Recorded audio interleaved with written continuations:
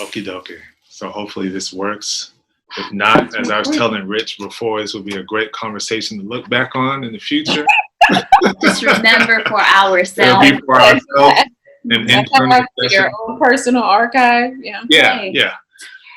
We'll keep this one for the books. You know, we got the Perkins on record.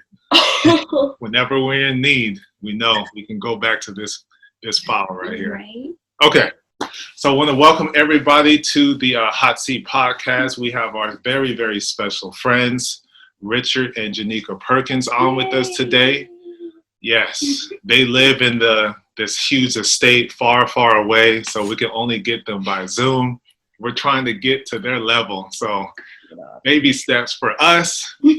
We're looking up to you guys, literally. Like, dang, one day. Yes. Yes. But yes, due to social distancing, we're going to be doing this via Zoom, hopefully a few others before the end of this month, because I'm not trying to pay for this monthly.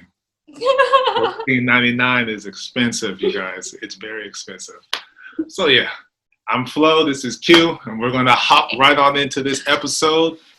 This is a continuation of what we've done before. We deemed them the crew. It's the 8 of us, but originally it's called the family. And so because we have a possible cabin excursion coming up, the Perkins are a part of the cabin crew. So we're excited to bring them on today. So that's pretty cool. All right. So the topic is... Yes, habits for happiness. That's the topic go. for today. And we're seeking marriage advice as well. Because we're new. We're new to this. We're not true to it yet. We're in the beginning stages. We're what, 4 months? Yes. 4 months on the 20th. So yeah, 4 months on the 20th. So Small milestone. New. yeah. Yeah. Right. We're still in the womb, y'all. We're still in the womb. Yeah. We ain't came out the womb yet. So we're still in development. So I'm going to turn it over to the Perkins so we can get, and everyone can get a deeper understanding of you guys. So how did you guys come together? The origin of your guys' relationship? I usually tell the story, but I'm actually going to let him do it. What? Okay. Be short and sweet. Tell it right. Now, if you don't tell it right, I'm going to interject. No, but we met at church. I grew up in the church where we met in. Her cousin became the pastor, and she came down to visit. And from there, she started coming to church more often, started singing. And the praise team, which is how we were able to kind of connect and talk. And then from there, started out as kind of, working out, training.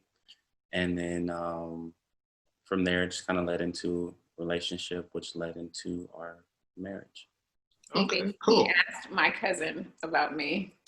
He was going around. I mean, I guess everybody knew he was interested in me, but me. I had him as a trainer. I asked him about being my trainer, but because I was like, wait, you train? Like, you're an athlete? And he was like, because I had a trainer in the Bay Area where I'm from. Mm-hmm. And I was like, oh, okay, train. And he just seemed nice. Like, he just seemed like a genuinely nice person. But I never thought he liked me like that. And then people started kind of getting in my ear, like, he like you. And I'm like, until he actually asked me out or present that kind of what he's actually feeling. It's all part of the background check.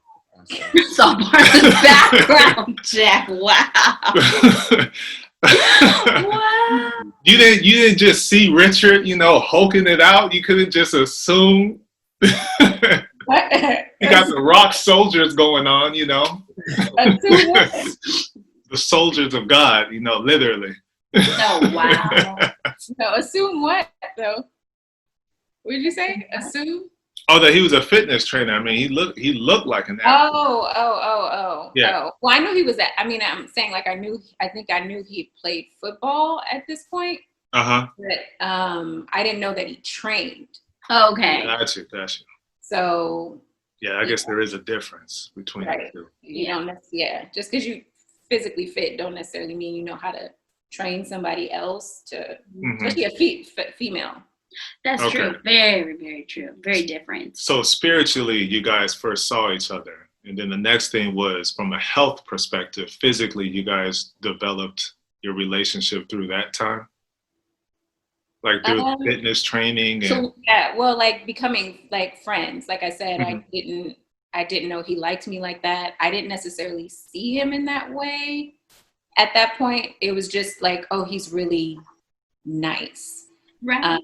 He's a really nice guy. I feel very comfortable around him. I don't feel like I have to, you know, try to be cute or put on. It was just, he's cool, you know.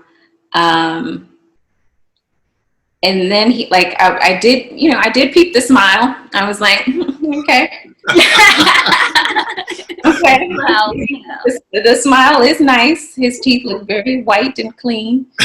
So important. You know, and so I was like, okay, yeah, that's cute. But like I said, I'm not the kind of woman that approaches men. I'm not going to be like, oh, I really like you, or will you go out with me? And so, like I said, until he actually asked me out, it would be what it was. That's cool. So it wasn't like the movies where you're like, do it. Like, am I doing it right? Like, yeah, no. No, that's good. That's good. It was more like if you make me do another squat or lunge, I'm gonna hit you. That's what it was. Gotcha. I completely understand and feel that to the core. Yes. Yeah. What? Which part? What? I said I completely understand and feel another squat. Are you sure? Oh yeah, right. Yeah. Like, are you positive? We did 3 sets. How many sets you need? Like, we're done, right? I get that. Right. So, was it like what? You just finally decided, I'm gonna try. I guess the more I got to know her, to really you know, see what kind of person she was, and you know, really like what I saw and what, you know, the conversations we had. And then from there, it just kind of led to, because I still didn't know how she felt. Like, I knew how I was starting to feel, but I didn't know how she felt. So I had to kind of, what was I doing? I was talking to her cousin, and then her cousin was kind of telling me, oh, no, you would, I was gonna say, what did he tell you? No. Alicia. Yeah, because Alicia was the one who told me, which is Pastor's twin sister. Because we were supposed to, I think we were supposed to go out, but then like you like canceled or something. And no, what he did he knows this now, but there I was on a date with someone, and he called me and he was like, hey, you want to hang out? And I'm like, you calling me the day of? No, we plan these things out, so you got to plan it out. So I was like, no, you know, like, right, like, I was like, I can't, not able to go out tonight, and yeah, and I think that was kind of like it. And then we had what was it? The church was going to Palm Springs for. I forgot exactly what it was, but the church was going out to Palm Springs, and I was riding with my cousin Alicia and Danielle Punkin, which is Darnell's aunt, and they were like, "Yeah, you know he like you, he like really like you," and I'm like, "Well, he needs to like come on, you know, like like he needs to." Put some effort. Smile, but come on now, Richard. Thank you. He needs to put some effort. So in that car ride, she told me she was actually going to talk to him. They both were like, "Oh no, we gonna tell him that he need to step his game up and and do better." And then I think it was I'm not exactly sure like the time frame, but then we had an event at Carver And then afterwards, everybody was going to eat. And then he came up to me and he was like, are you going to eat? And I was like, yeah. And then he was like, do you want to ride with me? And I was like, okay, sure. So we started talking, and yeah, from there, actually, we began dating. Gotcha. Okay. What year was that? 2013, late 2013. Yeah, or 2000 we only dated 8 months before we got married. We didn't date that long before we were married. What was that? You dated 8 months? Come again? Just eight I got married months. at 14. Right. So we would have dated in 2013. We didn't date in 2012. He's trying to say we were dating in 2012. We weren't dating in 2012. He saw the vision in 2012. Yeah. Right, maybe. When he was fitness trainer, those were dates. Yeah. Those are inclusive. Yes, those- Yeah, I guess he took it back. So, yeah, no. Okay. So it took you about 8 months to be like, this is the one. Yeah. Yeah, we actually didn't date. We didn't date a full. We hadn't quite made a year before we had actually. I don't think it was like we had actually had the conversation first about, well, hey, where do you see this going? Do you see me as your wife? And do I see you as my husband? And then we had that conversation about marriage, and that we knew that we wanted to marry one another. And I think that day, because we were out to lunch, and I think that day we went to go look at rings. At rings. I think we started doing counseling, like already started like looking into clearly counseling with our pastor, but then also we did a marriage series with my dad's pastor that he had like on an online series. And we had already started listening to that before even, like really getting into it. Cool. So it was a joint effort all the way through. Right. Yeah. I mean, I think it's one of those things where it's like we were both like dating with the intent to marry. You know what I mean? Like, it's not like we were just dating to kind of see like, where do we want to go with this? Like, it was like, I'm looking to get married. Like, she's looking to get married. Like, are we, is this going to work? Are we a good fit? Do we have the same goals in mind of, having a marriage that's going to last, forever? So I think that was like kind of our focus to, not just date but date, kind of with a purpose, with a goal in mind. Gotcha. Yeah. So Sorry. did that intention come from like the past, like your past relationships and the time that you spent to where it's like, you know what, find a good person. Now I'm intentioned the next person that I'm dating is going to be the forever, my forever, partner. Or that's when you started looking. Right. Well, for me, it was like before I had moved to LA, I had actually had made like a pact. Well, not a pact. I had prayed and was just like, Lord, me trying to take the wheel and do it my way and do it on my own. I'm not in the right relation. Like, I'm not in the right relationships. I'm either with a guy who doesn't, is not trying to have relationship with the Lord like I was trying to have relationship with the Lord, like growing one another. And so I decided to take a pause, and I was like, so no relationships for me. And I think for me, it was 2 years of no relationship at all, no dating, until there was a guy who kind of showed his interest at the same time. I guess Rich was interested in me, but I didn't really know at the time. So I went on a date with this other guy. And I remember on that. Oh, what is it? No. I remember on that date, I was having a conversation, and I met him. He was like through acting. He was an actor, and And I could kind of tell, like, Janika, I feel like you're going back to remember what you prayed for. Like, remember the conversation you had with the Lord. And so I actually like asked him, we're like at the end of the date, and I'm just like, yeah, so, you know, he asked me, he was like, so what are you looking for? Like, and, you know, and I was like, you know what? I want a man of God, and I want a man who has relationship with God. And he was like, huh? What does that mean? I was like, oh, time to go. right. You had a red flag. You had a red banner. Yeah. You guys ever watch? So I was like, okay, well, that answers that. And so, but as Richard and I were dating, I started to see that that the things that I was praying for, he was presenting. He encompassed them. Right. Exactly. And so it was kind of like, all right.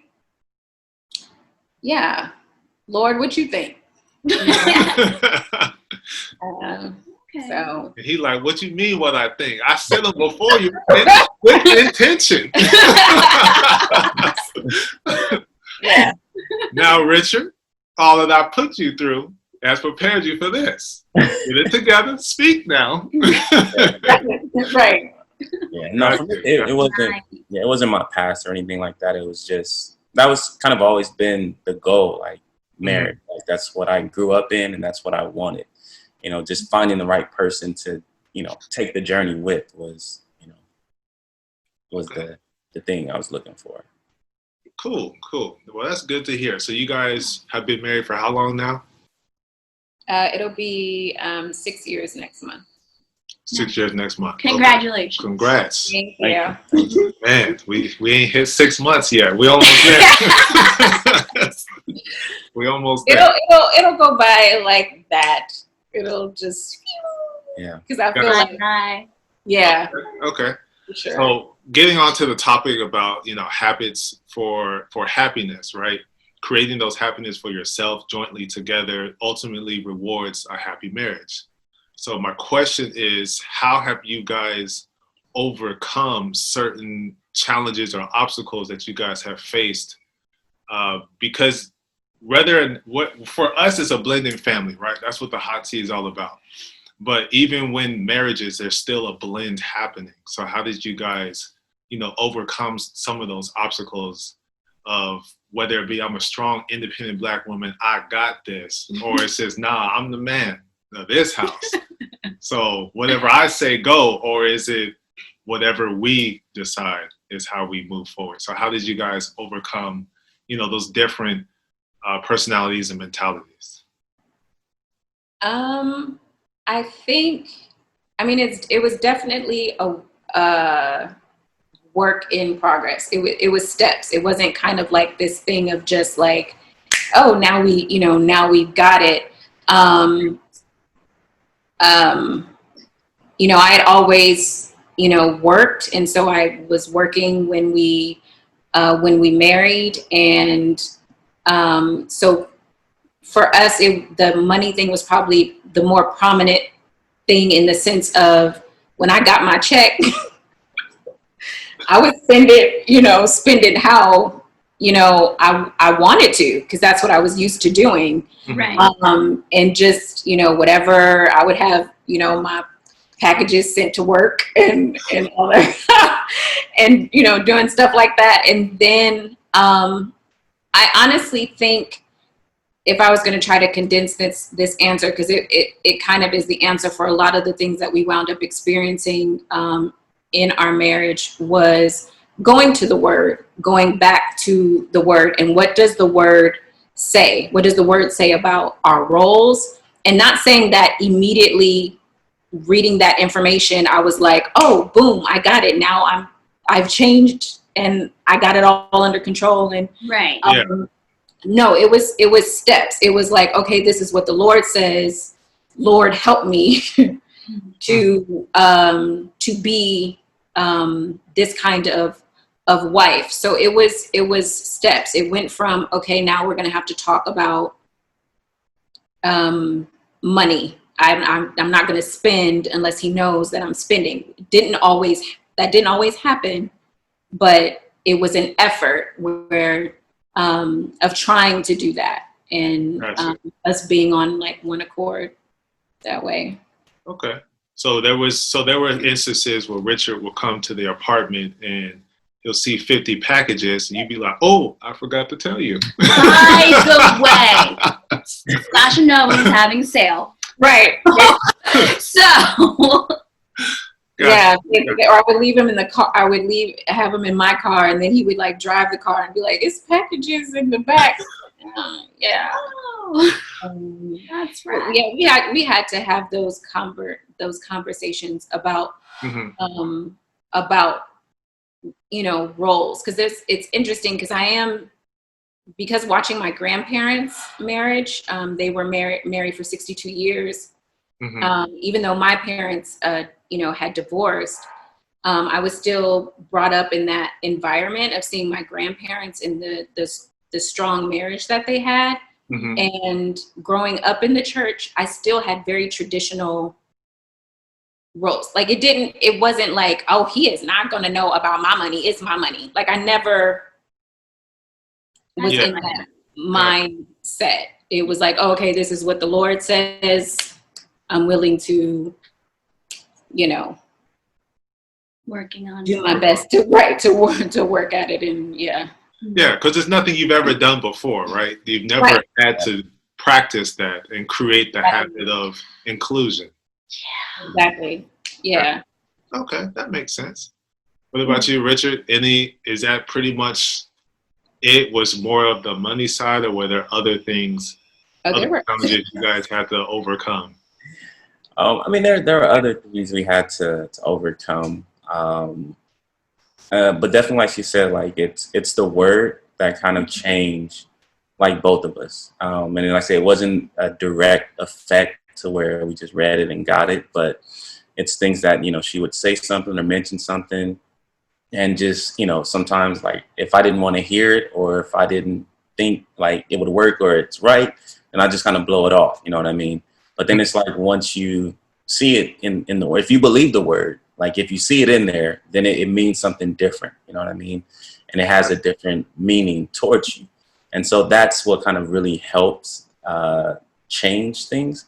One of the things that kind of I had to overcome was just communication. Yeah. Like I've never been good at communicating verbally, right? Yeah. And so that's one of those things that like we still it's still something that's being worked on as far as like me communicating things, which I believe I'm getting better at. I would have never guessed that was ever an issue. Me either. Not ever. Yeah. I mean, you just chatterbox, man, 24/7. Stop talking. She can barely get a word in. Got it. Yeah, that's one of the things that I'm working through. I'm working Gotcha. Is that roadblock due to like vulnerability, expressing emotions, or is just your personality of not being vocal? I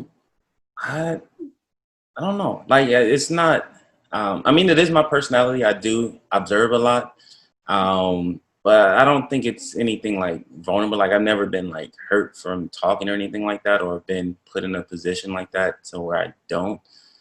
I don't know. I just. I've tried to get to the meat of that too, because I had never met someone who was so Introverted. reserved and so like, at first I thought like, oh, you couldn't possibly be in touch with your feelings if you don't know how to communicate them. And then I would ask him questions like, have you actually thought about it? Like if it has something to do with your childhood or your, because the thing is, I knew that he could be expressive because with his family, he is very expressive. Like, I mean, well, not overly expressive, but he is, when he's around his family, to me, it's not a different Richard, but a Richard that looks very comfortable. And I wanted to feel like in this marriage, you could be just as comfortable as you are with your brothers and your sister. So, I mean, it's definitely better now. If being a former psychology major, like I like to break things down. And I think what I saw in him was vulnerability. Like, if I give my wife this information, or give Janika this information, how will she take it? What will she do with it? And that puts him in a position of not being really in control. Like, he can't control my reaction. Right. So I think that is part to do with it. And I think actually we had a conversation before where you were like, you didn't know how I was going to respond. And so in not knowing how I was going to respond, it's like, well, I just won't. You won't say anything. Just won't say anything. Yeah. Yeah, I think that's all men though. That's all. Whether you have past trauma or just being a man, just being a man. This is, I gotta be, say with my chest, and can't nothing get through to the heart. I gotta be strong for all my people. So it's just Right. I deal with that myself, among other things. Yeah. I mean, But, I think, we're all a work in progress. I think it's the point of going, okay, recognizing, because like you said, like we're almost 6 years in, and it's something we're still Working on. and taking the steps on. It's better, but it's still, because you've been this way your whole life, and now you're with someone else, and the word says the two become one. So you have to find that balance. And without communication and without trying to understand one another, even understand one another's roles, because God is very specific in that as well for marriage. So it's a work in progress. Yeah. I just think, like, now with everything that's going on in society, I think that is, whether it's our parents' fault or just society itself in raising us in a sense, because we go out and have our own experiences, is why a lot of Black men end up boxing themselves in, because they always have to be on guard. They always have to represent a certain way, but we can't do it too boastfully. We can't stand up too straight. We can't use all of our height, because then that could, invoke some type of fear from someone. And then now you have a tragedy that happens. Right. But at the same time, I think it's a great time, because now there's more unity among everybody. So the Black men have to be the protectors of the Black women, of our wives. And the only way we can do that is for them to see what it is that we're going through, as much as we're seeing what they're going through. And we have an understanding that, wow, we both have these struggles, but the only way we move forward is, as God says, one, becoming one. So I think, and in order to do that, you have to be vulnerable. And I think for a lot of men, particularly Black men, like, being vulnerable is like, ooh, because Right. yeah, like he's slipping in these Worse streets. than the boogeyman. right. So, like, even that word, when you're like, I just want you to be vulnerable, is like, ooh. No. But it's important, because that's the only way you can really get to, like, the meat of things and how things can change, is if you're willing to be, like, being honest takes being willing to be vulnerable. Right. Yeah. Because you're breaking away all the layers to get down to the who you really are. And marriage is that mirror. It's that accountability. I look at him, and the things that I may not even like about him, and it could be an issue, are really a reflection of things that I have internally not dealt with or dealing with, and vice versa. So I just made this up just now. I would say we should call it VLM. Those are like the challenges Black men or men face, period. First is the vulnerability, because a lot of us are afraid of love because it causes you to open up. Okay. But once you break those two down, it makes it easier for there to be a union, for there to be marriage. So I think, love, marriage. Okay. yeah, vulnerability, love, and marriage are like, they're all eye-popping for a man at first, because it's like, oh, I got a what? Heart on the shoulder? I'm not used to that. It needs to be in here so I can live. It can't be right here. That's death. So it's just, I think that's one of the things that we all have to like work at, But then that's create that habit. And I think, like you said, Richard, communication is the best way to go. to like, get there. Yeah, it's the best way to get there. Just start off with, oh, when you pinched me, that hurt. Like something so small to where you get to the bigger things, Right. and it comes with ease. Works in progress. Yeah. So what type of, speaking on habits of happiness, so what type of habits have you guys like really incorporated or created? I know I sent you guys like the picture that we found, like 30 habits of happiness. Mhm. But are any of those like prevalent that you really, really focus on the most, with the attachment of spirituality, of course? Just kind of looking.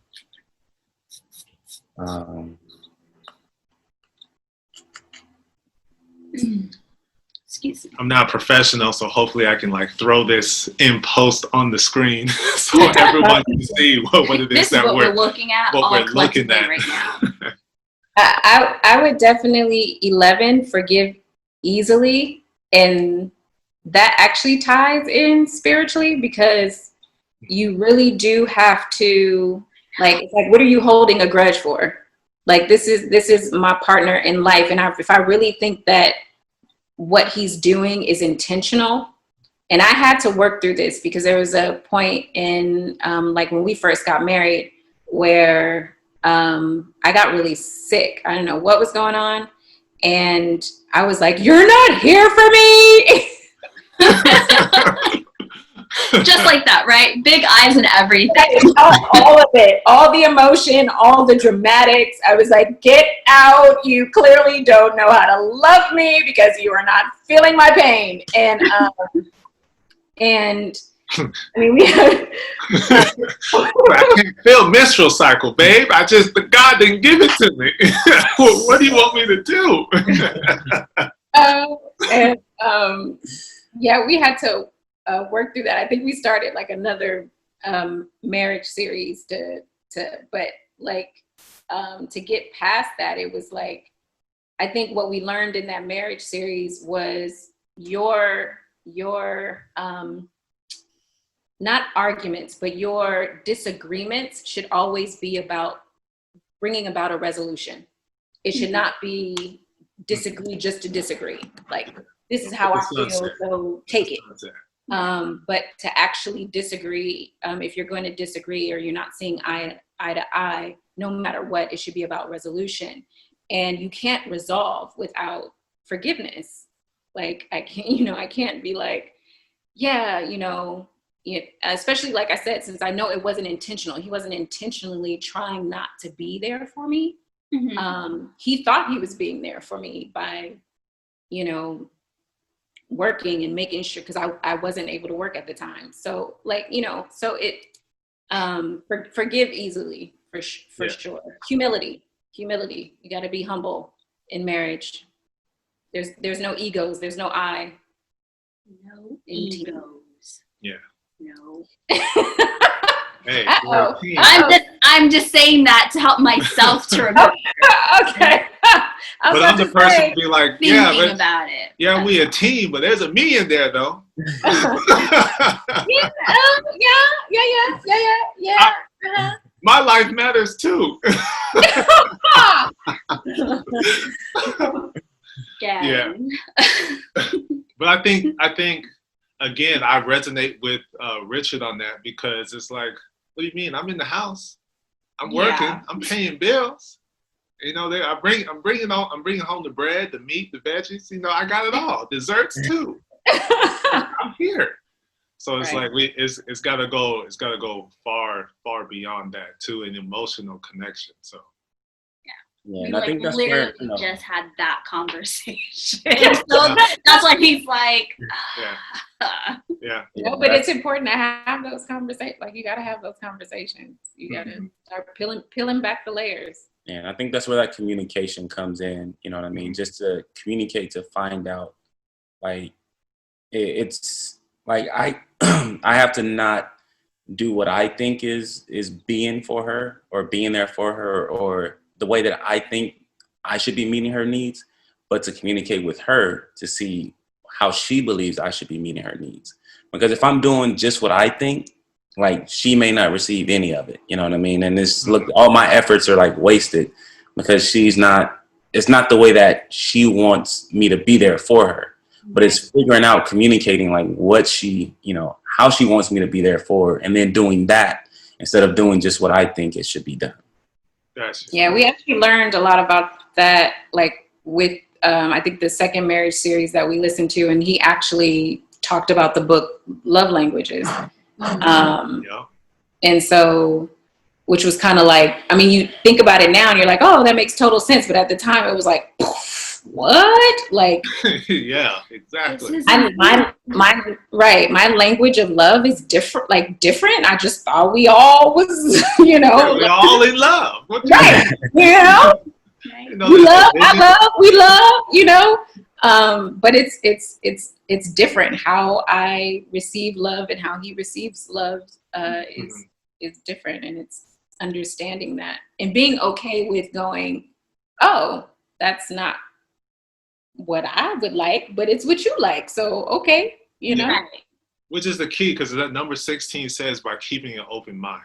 So your mind has got to be like open to receive anything. Because I had to teach Yvonne that there is more than one way to do something.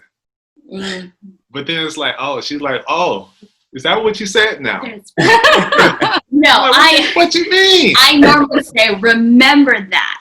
So remember, you said you out of your mouth, you formed the words and vocalize. There's more than one way. Because I be thinking my way makes sense. What you doing is just, there doesn't need to be 26 steps. There's only need for 2. Like, come on now. There's more than one way. But there's more than one way to doing it. And it's even like with the love language. I might speak English, but she speaks Spanish. So I need to learn a little bit of Spanish to be able to effectively communicate with her. Same thing with her way. Her way, with her way, so she understands what it is that I'm trying to achieve. I was going to say, I think we both speak English. It's just mine is slang. So I need you to add a little bit more proper so that I have the understanding. He gave you a whole nother language. He's like, nah, you speaking French. No, we're both speaking the same language. It's just one has a bit more structure than the other. And so, like you said, yes, you can be speaking, or you can, actually one of my love languages is quality time, and then a close one is words of affirmation. Yeah. So for words of affirmation is what he's talking about. We're both speaking English, but if you don't speak it in a way I can receive it because I speak proper English, then you pretty much just didn't quality do anything. Time is one of mine too. So you would assume I that thought we're on the same page, but nope. Completely different for me than it is for her. Well, I think that goes back to like, let's talk. Time. Let's go do this project. Let's put this together. Right. Quality time. Watch a movie. He has a to-do list. This is quality time. No, that's work.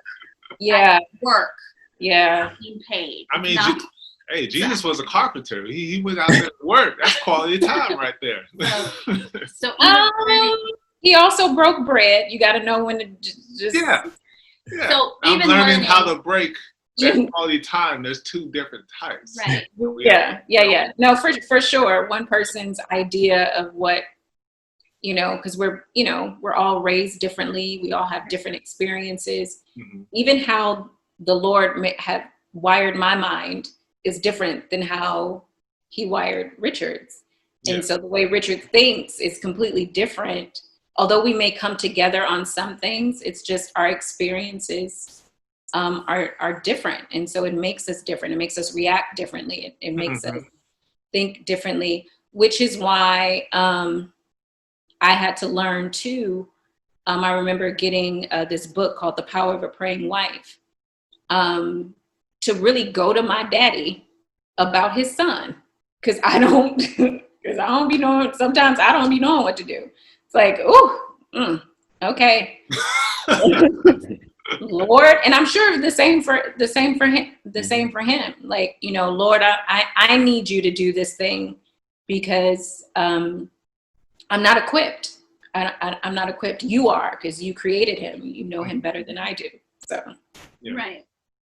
Yeah, that is really key, because one of the things that I've always said was,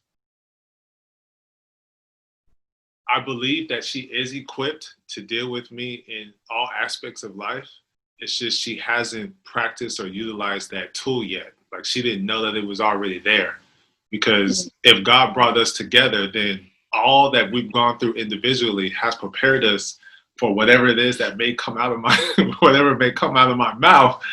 Or if I were to say it to Janika, but with her, it's like, oh, I understand. So it's just like, I think she's equipped enough. It's just I have to believe in myself that I'm able to trust to that extent, which is why the HOTC is always there. Transparent is trusting, is being open and honest in everything that you say. And that's where 27, I like 27, where you don't take opinions to heart. Whatever it is I'm expressing, it's like, I'm expressing how I'm feeling, but don't take it to where what you're hearing is like, oh, my cooking is just trash and nasty. Yeah. It's just like, no, it's just, I'm just ain't feeling it today. Yeah. It isn't resonating with me right now. I taste the goodness, but it's not registering. So I can't digest it right now. Yeah. I need to add a little to it so I can get it. But that doesn't mean what you made was bad. Don't take it to heart now. Yeah, that's one I have to work on, because it's like, okay, but when you're speaking in generalities, what you mean to say is that no, that's not what I said, but that's what you meant. That's what you meant, though. Right? That's what you meant. Yeah. So that's one. That is definitely one that is being prayed on, and God will help with that. Because right now in our learning process, I've learned that sometimes I just need to take a really deep breath and hold it before speaking what my brain has already decided I needed to say. And just, okay. And then take a little bit more time to process it before. Yeah. But we're humans. We all fall short of that. So again, don't take it to heart. Just take it as she's just expressing whatever it is that she's saying. I'm saying this for myself now.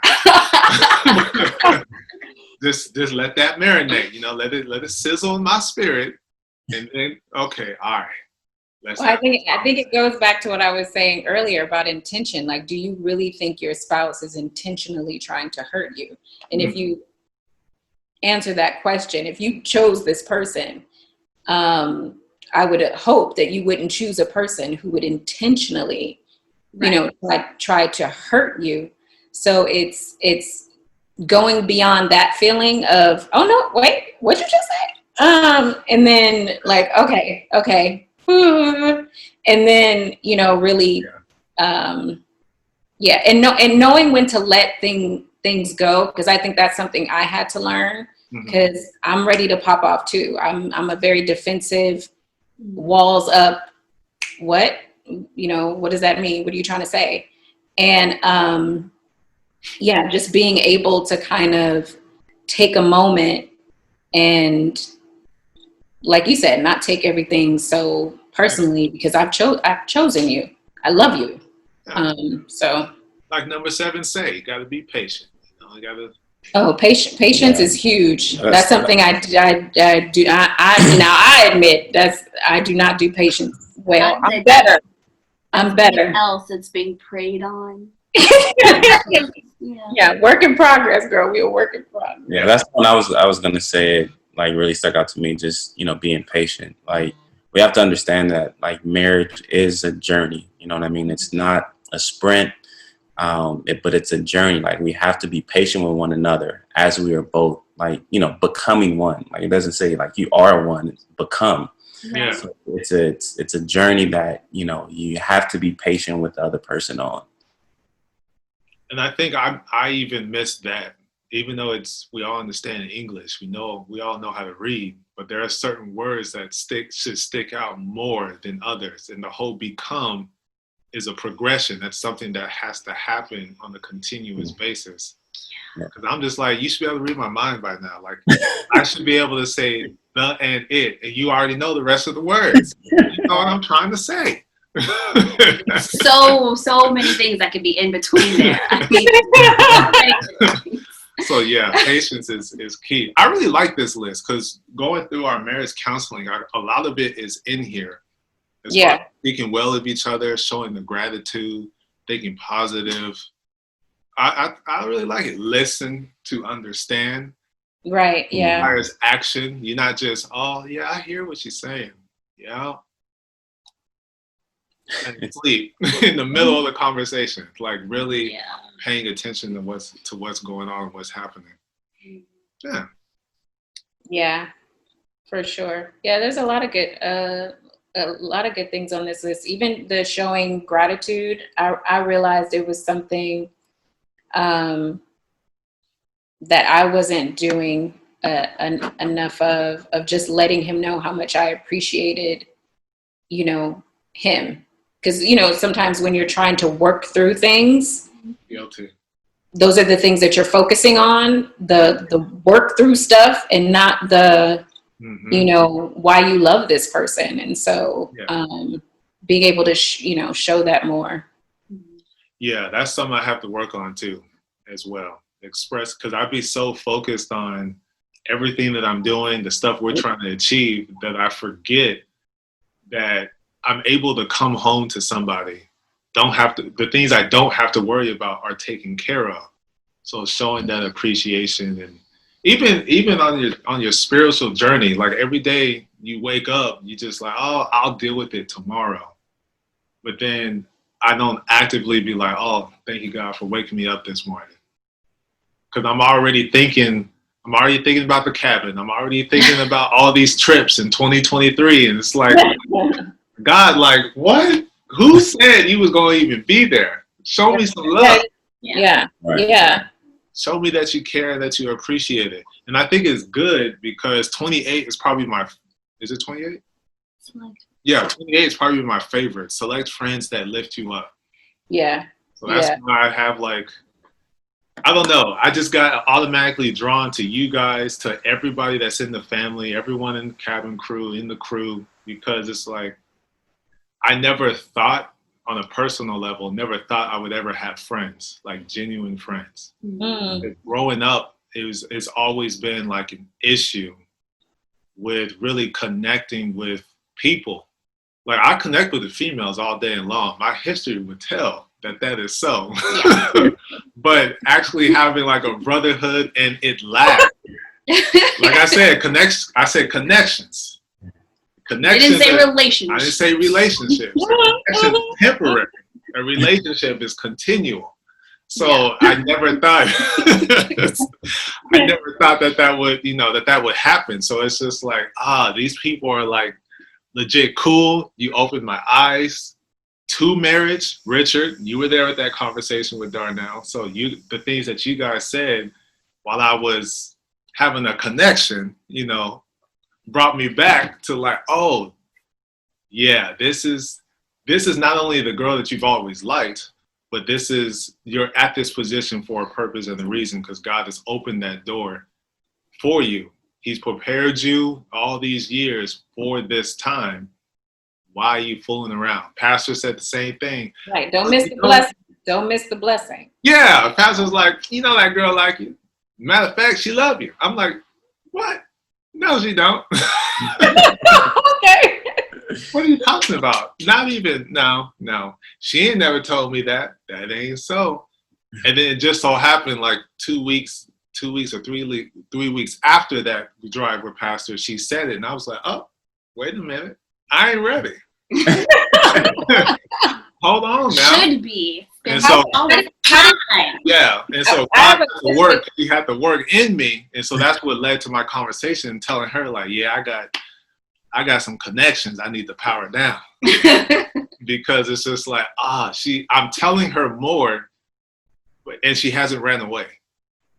Like she's still right here. She's still driving up every 2 weeks. I'm still driving down every 2 weeks. We're still trying to make sure. Knowing I don't like to drive. I'd have to work too sometimes. Right. She's like, I'm showing you that I love you. It's being shown. Yeah. How did that feel though, Q, with telling him that? Was that your first time actually vocalizing I love you and saying it out loud? Yeah, it was my first, well, to him, yes. I mean, I've told, so my family, not so much my grandparents, but like my parents, aunties, like we're very expressive when it comes to like love. That's just kind of like the environment I was brought up in. So like that, like if I actually feel this for you, I will tell you. I am not afraid to tell you. Mm-hmm. So when it became a realization, because, you know, at that time there was so many other things going on just personally with me and then with Ray and everything. So the actual connection had been made like unconsciously a while before I actually said it. Like when I verbalized it to him is when it came to my conscience, like, oh, okay, okay, that's why I'm out here every 2 weekends driving. I don't like to drive after work, after people irritate me, talking to you like all night long, knowing I have to get up at 4 o'clock in the morning to be at work. Okay. So then I vocalized it. Mm-hmm. So I wasn't afraid. It was just the fact that it took me some time to go from the unconscious to the conscious to say it. And I think the first step is when you said, I can't even call my best friend at church. I was having this big, huge problem, and I was having this big, huge problem with a guy that I was talking to. And I was in the church, what is it called? The secretary's office, talking to his mom, who was secretary at the time, and then Mama White. Yeah, Sister White, one of my confidants, and I was telling them like, this is like, I just need to talk to somebody. So I'm like, this is what's happening. I was like, and the worst thing is I can't even talk to my best friend about it. Like, Boydell isn't even here. Both of their eyes. I know, they're like this big. They look at each other like, did you hear? I heard it. Did you hear? You heard? Okay. Continue. Yeah. I'm like, wait, what does that mean? They're like, don't worry about it. You'll get it later. And of course I did. Right. Yeah. But yeah, so. Yeah, with me, your guys is actually kind of similar. Janika was with, 2 people kind of at the same time. She was still talking with someone, but I was plotting on the other end. Yeah. I was scheming. I was using the Lord. I was using the church. I admit it.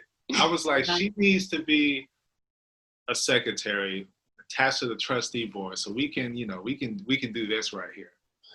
It was terrible, but it was all for the glory of God. when I work, especially when I work for God, I am 100% dedicated. There is nothing that you could tell me to be like, you need to slow down. No, I'm doing what I'm supposed to be doing. Yeah. And he knew that. And I had already been a secretary in different capacities at the church. So it's like, well, we need you here because you have such great organizational skills, and your note taking, and you know how to disseminate them out to everyone.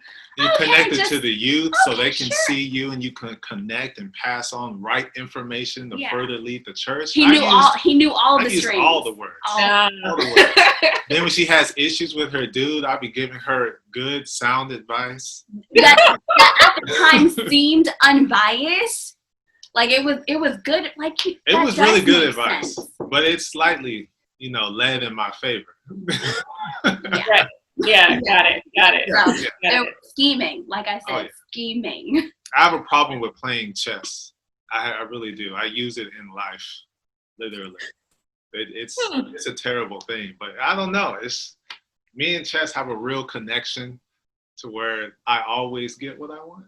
It might take a long time, but I always get it. Yeah, he's actually said that more than once. As we were talking, I was like, yeah, whatever. Yeah. Sure. That I like, it's funny that you said that, but at the same time, like, it's like,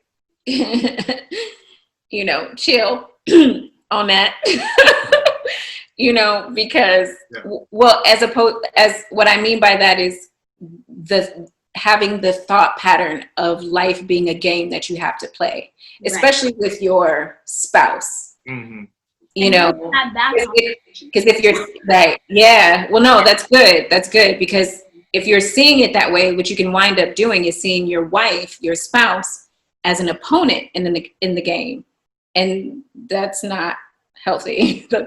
No, it's not. We talked about it. She's not your opponent, so you got to be careful with that. Yeah, we did talk about that, because that was something before the engagement even.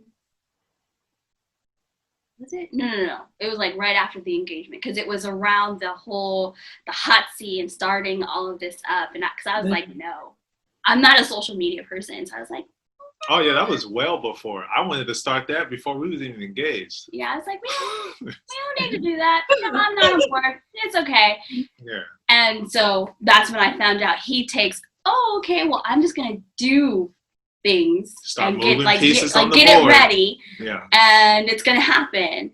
And so, but there was a whole conversation with that, and I've made it a point in our relationship and with that situation to let him know that it is only because God talked to me, softened my heart to the idea that it went forth, and it had nothing to do with you specifically. Yeah. But God was like, Aquia, I know how stubborn you can be. Just sit down with this for a minute. Let me speak to you. Yeah. We'll get it together. Yeah. So we have had that conversation. Yeah. Because the whole time, it was like a year. So I just started talking every now and then, started moving pieces, trying to put her or put us in the corner to where this is something that's going to happen. So the time that we actually went live, it was thought about a whole year before, which would have been before our engagement. So it's just, I think that far in advance, and I start moving pieces to where it actually comes into fruition. I don't know why I do this, but hey, well, faith without works is dead. But it's because it was in God's plan, because otherwise then all my work would have been for naught, because the Lord didn't say it was so. Well, I think the important thing is because I think we were having this conversation a little while ago about, having plans. It's not that the Lord doesn't want you to, plan things. What he wants is you to basically submit those plans to him, that you're not just going, so Lord, check this out. What's about to happen is we're going to do this, we're going to do this. Right.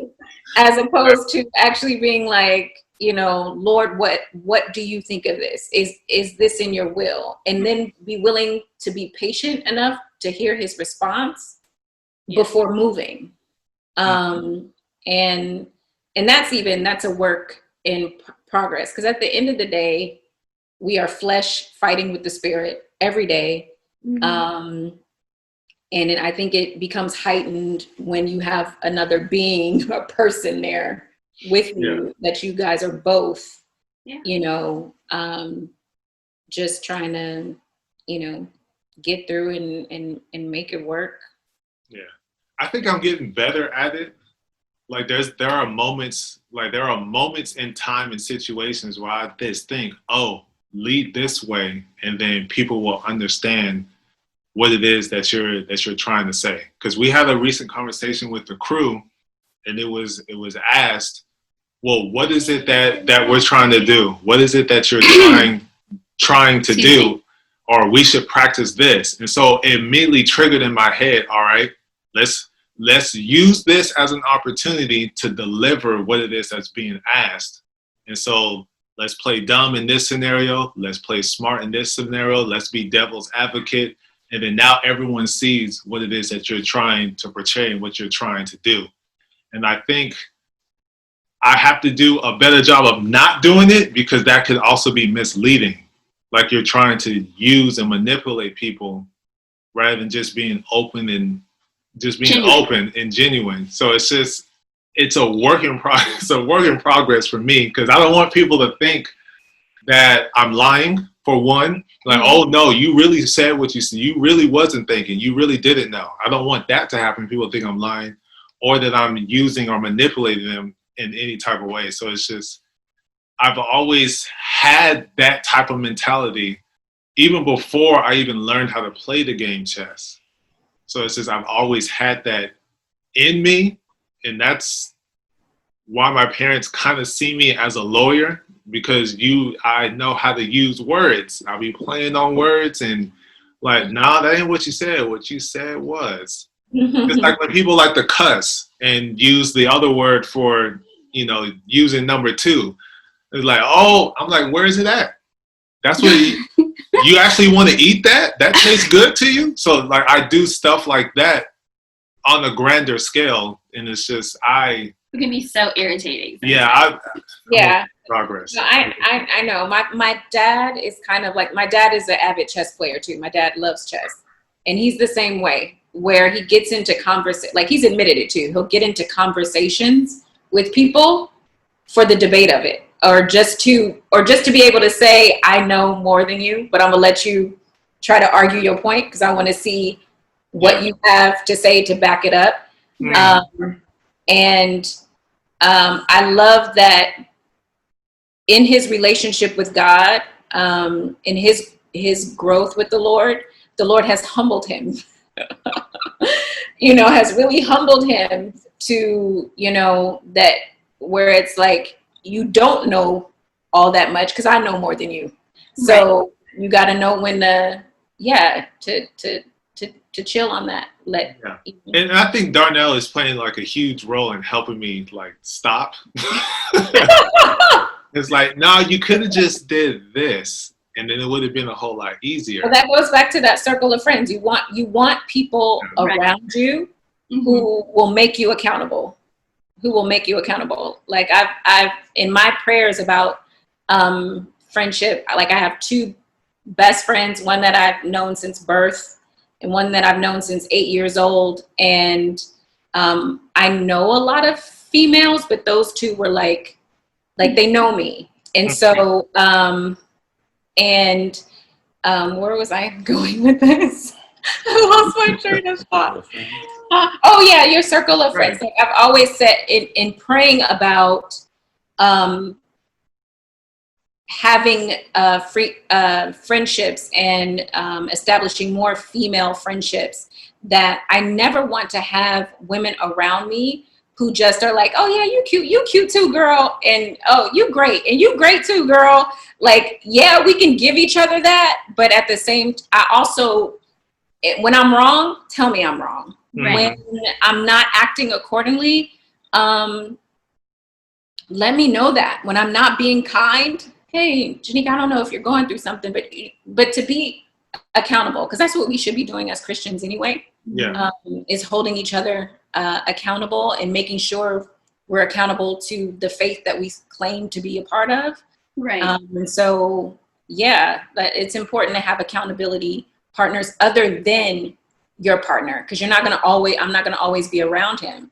So if I'm around, someone else or a group of friends, I don't want you just blowing smoke on my butt, you don't want that who gonna check me boo spirit.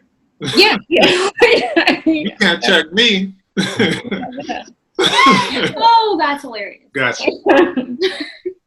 That circle of friends is key, being grounded. And I think this is a personal question for me. Like, I need some type of, I guess, encouragement or advice on maintaining a strong, spiritually grounded marriage, because I'm not how do I put this?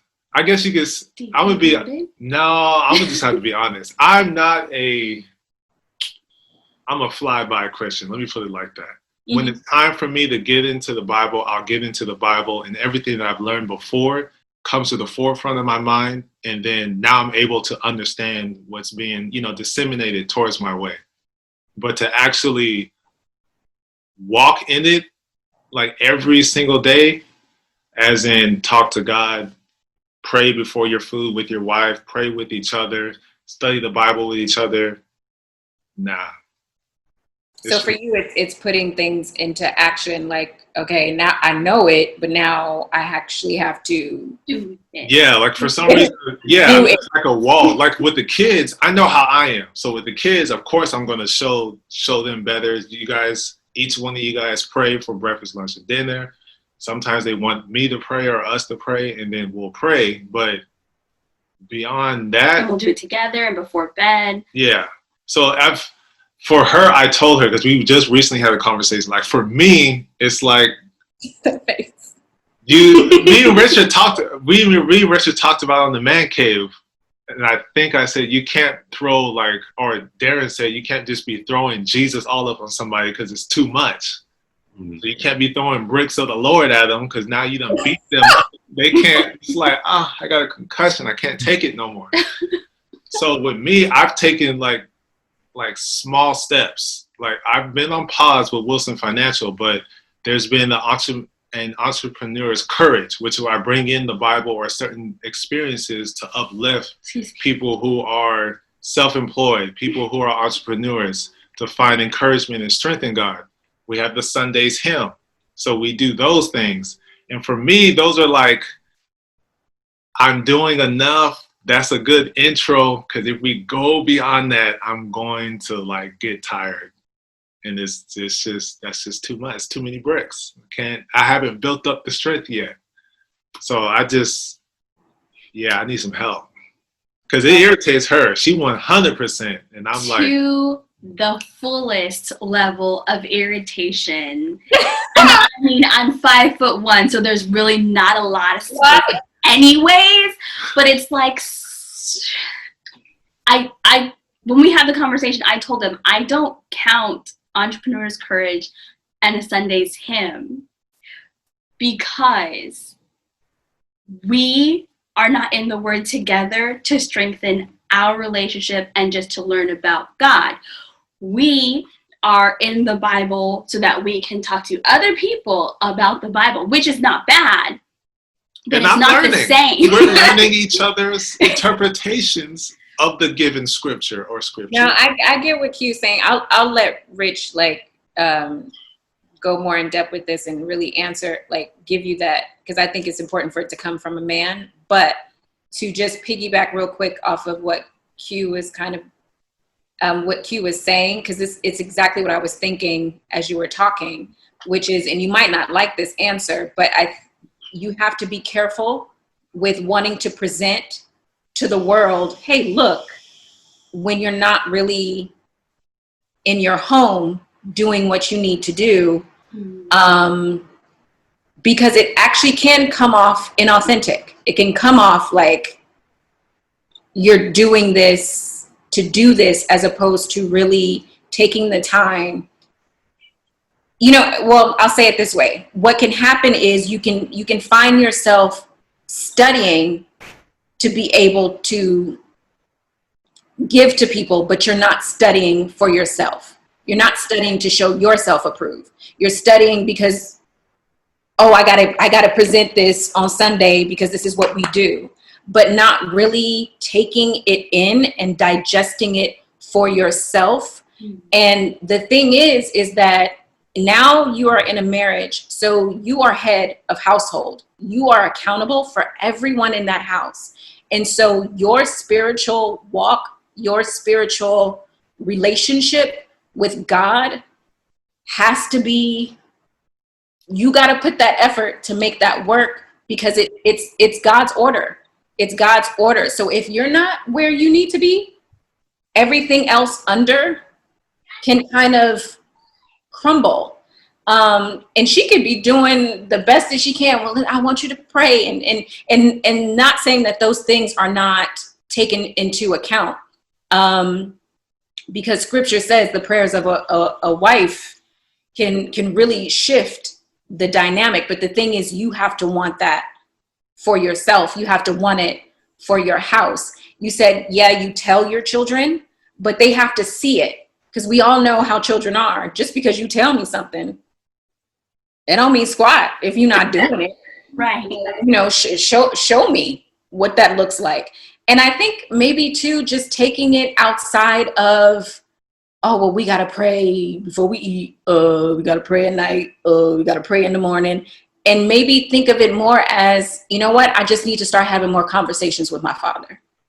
And so about what, go ahead, Q. I'm sorry. Say a couple of weeks ago, I've started, like, after we watch church, after we have our service, I have like a mini short youth church with the kids, just because like they sit there and they listen, but you know they can maybe comprehend. Right, making sure they're comprehending. Yeah, 2% because of the language that's being used. So then like we kind of talk, well, what did he talk about? Well, where did he come from? They read the scripture and we go and go and go, oh, this thing. Too expressive to sit in this seat. But and so I told them, like, I don't know, I forget which scripture it was, which Sunday it was, but we talked about praying. And so, you know, I talked to them like, it's basically you just talking to God. I was like, so if God is your friend, do you only have to talk to him like when you wake up or right before you eat? They're like, no, you know, Ray and Yvonne, or, you know, I talk to my friends whenever I can talk to my friends. I'm like, okay, it's the same thing with him. You can talk to him at any point in time. And then, of course, the kids, they did a hymn, and they're like, yeah, just, you know, if you're praying in the car, just make sure you don't close your eyes because you have to be able to see. And I'm like, well, yeah, of course. Like, I literally looked at him like, and he was just sitting there laughing just like that. Just like, yeah. He was probably thinking that to say it, but they beat him to it. Right. But, you know, like, so they have the understanding, and, like, I've noticed Yvonne will be doing dishes, and, like, you know, I'll start talking to her, and, like, she doesn't answer, so I just wait, and then she'll answer, and she's like, I'm like, it's okay, like, you're talking about it. Like, that conversation is so very important. You finish that conversation, I am here. Like, you can come and answer my question later. That's fine. So they've kind of started picking up that habit, but it would be nice if, like, everybody was right. And that's why I wanted to ask, because every time we hang out, we literally see you guys like praying before you guys eat together, and it's like, I want to do that. It's not. I don't want to say I'm a fake Christian, but sometimes I feel like it, because I can break it down. Well, there's levels. There's levels. Yeah, I can break it down. I understand. I'm not living an unrighteous life, but it's just putting the act in these four walls on a daily basis. It's like, I think if you feel like you don't want to call yourself a fake Christian, but to me that sounds like, okay, so now you're at the point where you can make the decision, am I going to take it a step above what I've been doing, or am I going to stay where I'm at? Yeah. It sounds like you want to take it a step above, so just, you know, go ahead and move the leg out, take the other foot, you know, just take the step. And I also think too, it's also give yourself grace. That's why I was saying, don't feel like it has to be like this structural thing of praying before I eat, praying, like I said, make it more relational and talking to God and actually being honest with God. That's something I've come to really realize, to be honest with him. Like, Lord, actually I'm tired. Like, I'm tired. I don't want to study right now. If I study right now, I know that I'm not really going to absorb it because I'm tired. So Lord, let me just talk to you. I want to just talk to you right now. And because, you know, like, and just being able to be honest in those moments, and do whatever it is that you have to do. If you're not really a open my Bible kind of guy, maybe start a devotional plan. Maybe this is an opportunity to get with your brothers and be like, hey, I maybe we can be a part of a devotional plan together where we hold each other accountable and where we're reading our word every day. You know, just taking those steps, because the one thing is, once you have self-accountability, once you have self-awareness, there's now accountability to act on that awareness. But I appreciate what you're saying, which is like, I know that this is what I'm doing and what I'm not doing. Mm-hmm. So help. Help me. Yeah, help. Me. That's the first step. And the thing is, I think what I was starting off with saying was that also give yourself grace, because we all still deal with that. Like I said, I have those days where I don't want to I don't want to study, but I'm always talking to him, and I think that's important. Right. To always keep that line of communication open, and then knowing those moments to be silent, to be able to hear back from him and not just go. But I'm sorry, go ahead. No. The only thing I was gonna say is like just to kind of use an example in context, like you don't want to be a fat trainer. You know what I mean? Like you don't want to be a fat person. Like do push-ups. All right, now do sit-ups. There are those. All right, now you're good. Like you working, you losing weight. Like that's how it looks like example-wise. If you're just telling other people like what the Word of God says, but not actually doing it, because they can look at you and like, hey man, how many push-ups you did? You know what I mean? Like, are you gonna do anything? Like, how you gonna tell me what to do and you look like that? And not to say that you're, you look like that. the example, the imagery of like a big, huge trainer. Like, why would I go to that trainer in the first place? Like, seeing he looks like that. But you don't want to seem that way. You know what I mean? And you, like she was saying, like kids will see what you do and take that more than what they hear you say. You know what I mean? It's like how we're looking at police officers now. Like a lot of police officers, they're saying, they believe this and they want this, but then we see like them doing other things. And now it really causes us to really evaluate like what's the true meaning behind what's being said. You know what I mean? Mm-hmm. And so what I would say is just to like start. So one thing that we started doing like just this week, like I realized that like I need to be like just better at leading my house, my family. And so we started just waking up. The first thing we do, we pray, and then we'll look at scripture together, and then we'll talk about it. Like before we do anything else, that's what, we tried to do this week. Well, we did do it except for today. But like just kind of knowing yourself, like, are you an early morning person or are you a like late at night person? And then like kind of knowing your wife, are you early morning, late at night? And then try to come up with something that works with both schedules, as best as possible, right. But just really carve out that time to get things done, to grow, to be able to have that communication line. So that's, one thing you can definitely do, just really just carve out that time. Because a lot of it is just like you feel like you don't have any time. But if you really evaluate how you're spending your time, like it's there. You just don't use it the way that it should be used. Gotcha. And yeah, it's just a matter of like just taking a step. Like, just finding a step to grow and take it. You know what I mean? It doesn't have to be like what I'm doing or what anybody else is doing. Like what works for your house. Like the same way you were saying how God has already put inside of her, like what she needs to be there for you. God has already put inside of you what you need to be there for your family, for your house. So to be a leader, like it's already in you to lead your house. Like you just have to bring it out. It's in there. You just have to bring it out. Using my own words against me. Very good. Yeah. I mean, it's normally the best course of action, to be honest. Have you done that? No. That was a while ago. Okay. Well, that's all of my questions. I appreciate it. Yeah. Yeah, thanks for having us. Questions?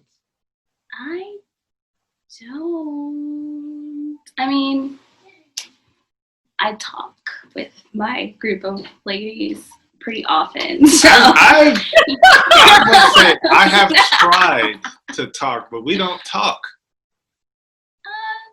And it might be the stuff that I send probably ain't talk worthy. Well, I mean, we don't ever have an agenda, though. It's just like no, and that's yeah. And if we're honest, it's not always something that's consistent. I think when there wasn't quarantine, it was like us trying to make sure we got together Right. You know, and then once quarantine hit, it was like just recently, right. We like, let's put in an effort to like just check in with each other on a weekly basis. But yeah, like she said, it's no agenda. It's just, and you know, we gonna get on the line and talk, you know, talk or just check in. And I just think females are better at that. well, in general. I mean, you got to do what's best for you. I mean, I know guys are different. Like, y'all not going to get on a Zoom call and be like, so, hey, your feelings, my feelings, our feelings. Right. So, like, I understand that. But if you did do that, there would be nothing wrong with that either. So, you know. I don't have any. No, I do. I knew there was one. I do. I just thought about it right now. So I am having difficulties with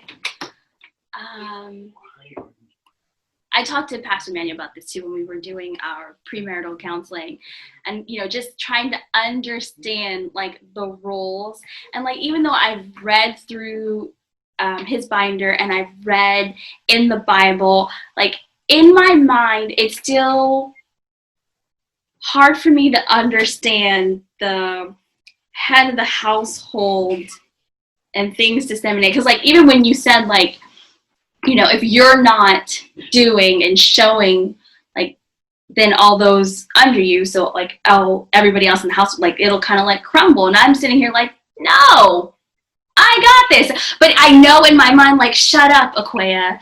That's not what you're supposed to be saying. But I'm just like, I don't know if that's something that you ever had to deal with, or if you know anybody, but like something to help me with that mentality, because I know it is a mentality just because of the way I was raised and brought up. You know, women are very strong mind, will, just in my family, and so I know where it comes from. I just don't know how to adjust the mentality so that I can behave and act accordingly and according to God's will. All of that part. Before she, and then it's not to like answer, take away. I'll be right back.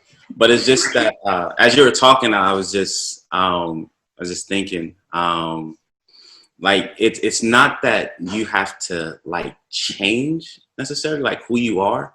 You don't have to change from being like a strong woman into like I know they use the term submissive and to where you seem like soft and quiet, but that's not what that is. Right. It's just like you're in a partnership now. You're in a marriage now. And so the only difference is like you don't make decisions like on your own, like regarding the house. Although I'm the head of my house, like I don't make decisions regarding the house without like communicating those decisions like to my wife. And it's the same like as her, like she doesn't make those decisions regarding the house without just communicating and talking and discussing. And so it's not like you have to change who you are or be somebody else.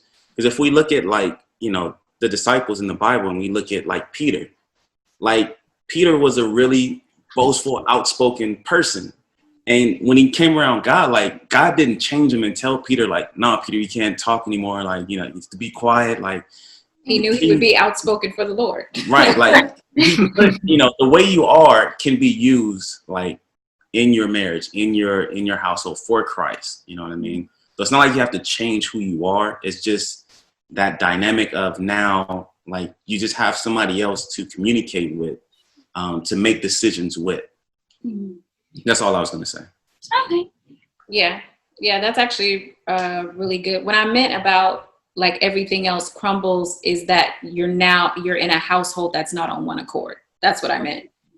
And when you're in a home, it should be your peace. It should be your sanctuary. It should be that kind of hiding place from the world that the world cannot enter. And so if the head is, you know, flopping all around. Where's the peace? Where's the peace? Because now you're on your own agenda that has nothing to do with your wife, your children. So we got to get that right.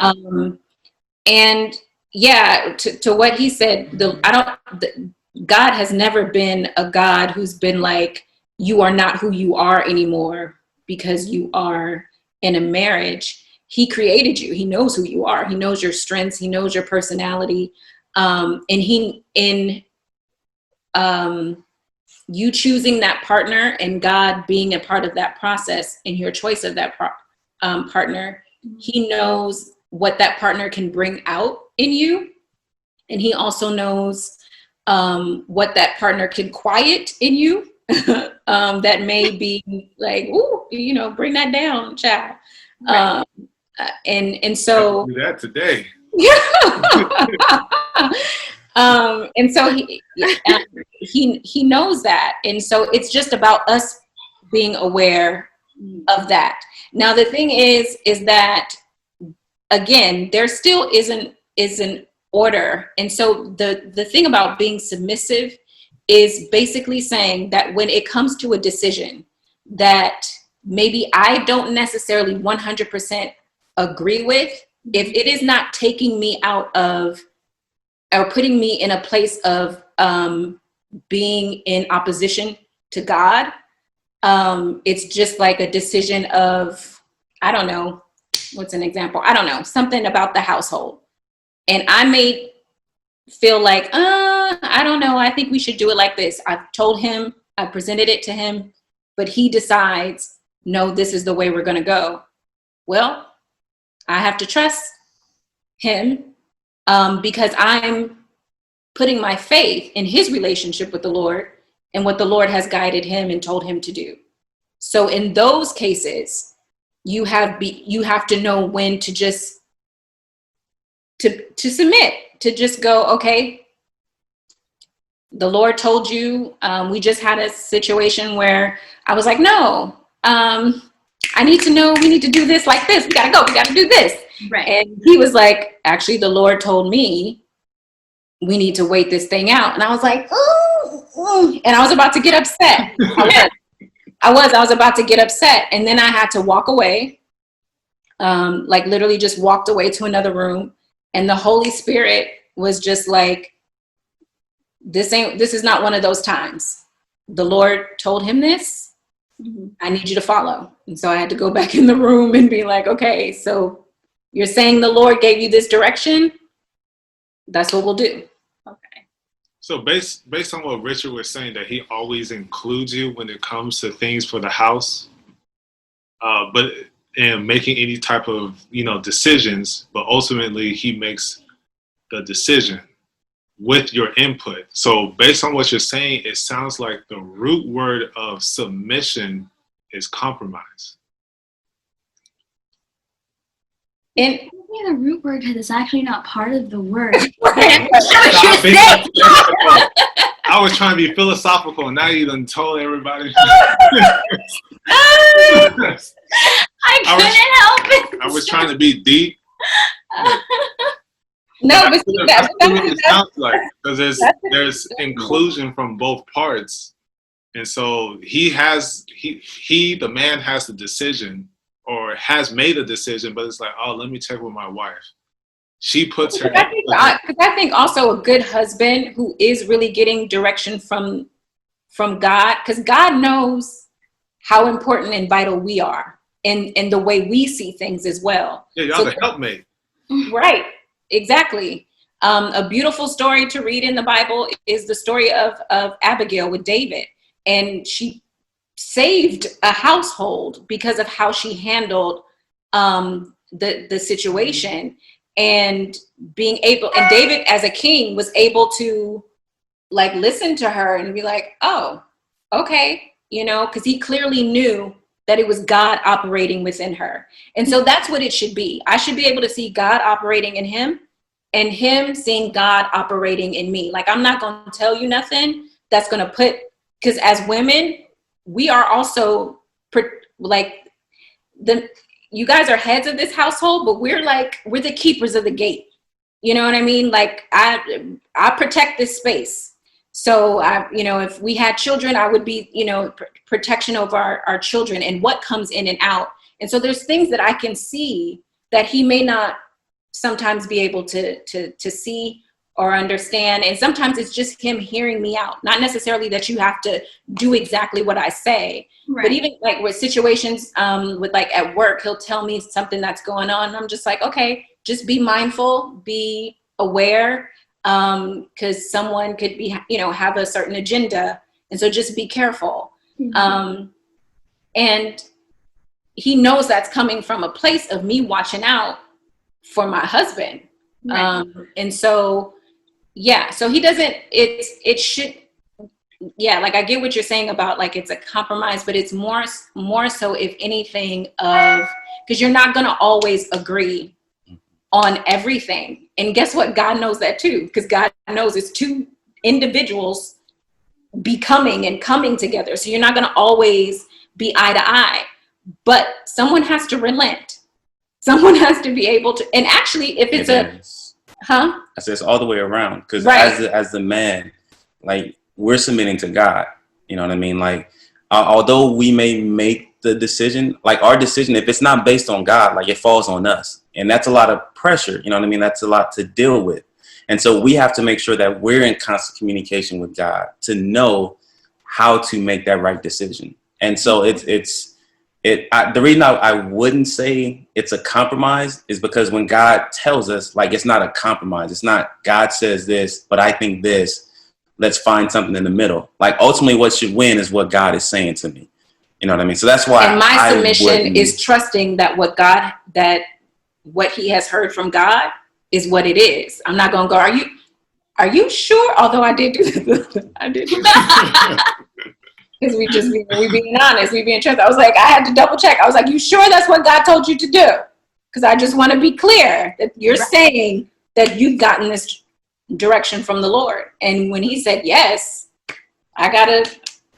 Okay. And so it is. So it would be alarming if that were to be said. You sure? And then come to pass. Yeah, I knew God didn't tell you. but even if the thing is, like, even if that did happen, that's on that's on him, and he's gonna have to answer to the Lord for saying that the Lord told him something that the Lord did not tell him. Yeah, because actually I told your wife to tell you. I wasn't telling you. I made sure your wife told you. Okay, got it. Okay, all right. Haven't had it explained quite like that before, so thank you. You're welcome. What?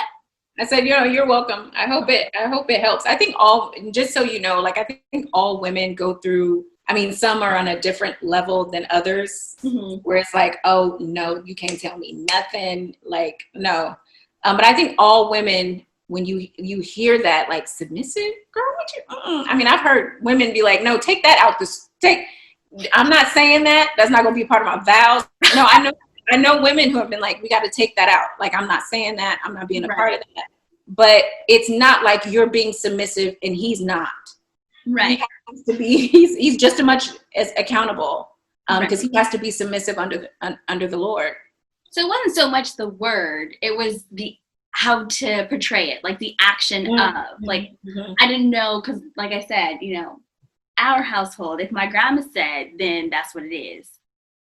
Right. Yeah. If my mom said, then why are you still talking about it? So that's why I'm like, I don't really know what that looks like in reverse. Yeah. Like, I just needed, like, and then it's hard, like you said, it's hard to give an example of that because it can look so many different ways depending on the two people. So it's like, I'm like, but I only have it in the reverse. And in my mind, it doesn't make sense. He's just like, well, just flip it. Yeah. So, like, in my mind, like, my mind couldn't just be like, just turn it this way, and then it's him. It's like, no, that doesn't work. So how are you supposed to do it for real, though? So Yeah. I think you've been practicing it though. I have. Gosh, when it comes to me hard. handling your money. Yeah, no, it like I said, it is. It's hard. Like the situation that just happened, and I had to, because I was like, I still have those moments where it's like, I really want to do this my way.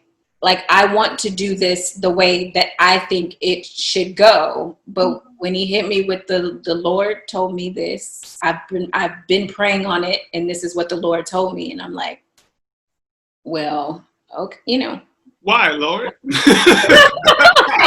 Okay, go back in the other room. I couldn't get justice. What? Yeah. And then that's something else too. But I mean, that phrase has never been used between the two of us. It's only, well, because it's a word. It's not. So I need the rest of that sentence. But I've been, trying to practice as best as I can. And I'm just like, I kid you not, like sometimes I'll go, like we'll be in the front room and I'll come into the bedroom or go to the bathroom, like, I'm gonna need you just to help me quiet the voice inside of my heart, head, soul that's saying, go back to him and tell him. Lord, I'm trying. So I'm gonna need for you to help me out with that part. Cause for me, after if I can't get it off of my mind, it just gets bigger and bigger and louder and louder. And then it's like, look, like we need to revisit this again. Like we need to revisit this again. And I know sometimes he's just exasperated. Like, this is the third time today. like I know. So I've been trying to do better, and I have been, but it's like. Yeah, because I've never said. I've never said the Lord told me. I've always been like, in a roundabout way, have I ever led you astray? Has anything I've ever told you to do with your money or whatever, has it ever gone wrong? We're good. We got this. So I've always said that. I've actually never said that. Never. Well, you shouldn't say it if the Lord didn't actually say it. No, I ain't gonna use it now. The Lord told me. What? Yeah. He told you to put the egg shells in the eggs and scramble it and eat it? I don't think he told you to do that. So at the same time, we know that not every decision is an action of a prayed over situation. Sometimes things are very in the moment. I think that's why it's also important to have that relationship with the Lord, because there's the reason for the Holy Spirit. And it'll snatch you, because that's what it did with me. I was about to pop off and it was like, walk away. You're not right. You're not right in this. And so Marvin Sapp, listen.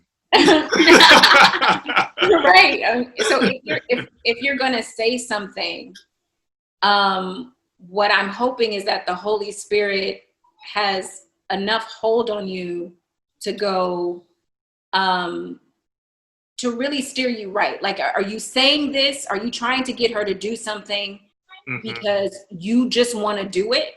Or it'll actually be good for your family. It'll be good it'll be giving God glory. It will be growing our family, not just in the physical, but in the spiritual. Like, if those things are the driving force in the intent, cool. Let's, why am I arguing with you? I might be arguing with you because I don't want to do it. But, I see what you're trying to do. Also, the Holy Spirit can guide you to be like, where it'll show you like, oh, okay, you know what? I just want to do this because I want to do it. And it actually, I'm putting you now in a very uncomfortable situation. And as a husband, you shouldn't want that for your wife. And so it's really thinking about those things. If it's not necessarily a situation of, oh, I prayed on this thing. Right. I can't wait to hear this on the playback. But man, having kids, boy, I'm so glad this is the last day. I know I've been missing some good nuggets. No, one of the things I was gonna say is just like, before we, come together and pray and read scripture, like I have time myself. Like I'm up early and I'm communicating with God. I'm looking at the word. I'm praying to God. Like before we even come together, like my relationship has to be strong on its own before I can lead somebody else or help somebody else. You know what I mean? So like I say, before I, try to go out throughout my day, I try to have that conversation first. Okay.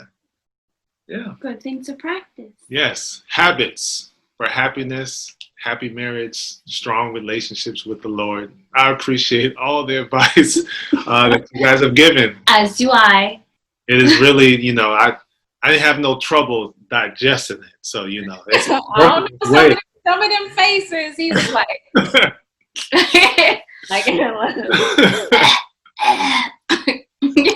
yeah, because it hit me like, oh, but it's coming down now. It's coming down. So I do appreciate all the advice from the Perkins. We appreciate you guys, your friendship. And now that you know, you can hold us accountable. It's like, okay, remember what y'all had said, because right now it don't look like I don't see the love. Michael Jackson, do you remember the time when you told me? Yeah, so I do appreciate you guys' friendship and everything. Just like everybody in the family, you guys have had great influence on us, on our lives. Even when it comes to being a parent, even though you guys haven't experienced it yet, you guys have really shown a lot of and given a lot of advice verbally and just by your actions itself. So trust and believe. We're watching. Oh yeah. We see. Janika knows I'm a researcher, observation, all of it. So yeah. I am too. See, that's why I understand, because I am too. I'm like, I see that. I may not say anything right away, but that's because I'm taking it all in. With the Rosses, we're talking about parenting, so it's like a lot of that stuff is like, oh, okay, Janika.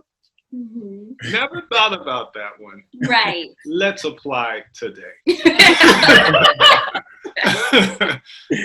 it has helped. It has helped a lot. So we appreciate you guys coming on to the Hot Seat. Hopefully, thanks for having us. We'll have you guys again in the future sometime soon. Yes. Talk about other topics. Head wrap, right. Where's especially the one right in the middle? Like, I don't understand the one right in the middle of the head. I got to figure that one out. It's an extension of my relationship with the Lord. There you go. So appreciate you guys. We love you. Thank you guys so much. You guys enjoy your day. Thank you for having us. Appreciate you guys. Bye. Later. Bye. All right.